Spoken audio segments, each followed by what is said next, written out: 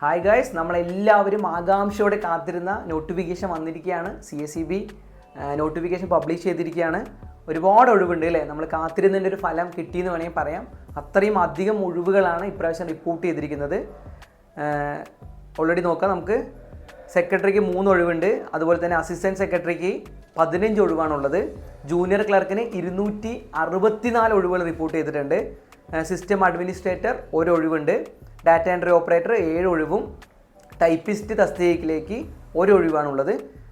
പിന്നെ അതുപോലെ തന്നെ ഇന്നാണ് അല്ലേ നോട്ടിഫിക്കേഷൻ വന്നത്. ഇന്നാണ് നവംബർ 25-ാം തീയതി ഇന്നാണ് നോട്ടിഫിക്കേഷൻ വന്നിരിക്കുന്നത്.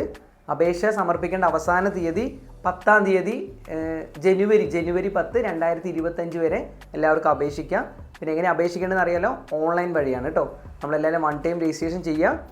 അതിൻ്റെ സൈറ്റ് ഓൾറെഡി അവർ കൊടുത്തിട്ടുണ്ട്. www.cseb.kerala.government.in ഈ ഒരു സൈറ്റിലാണ് അപേക്ഷിക്കേണ്ടത്.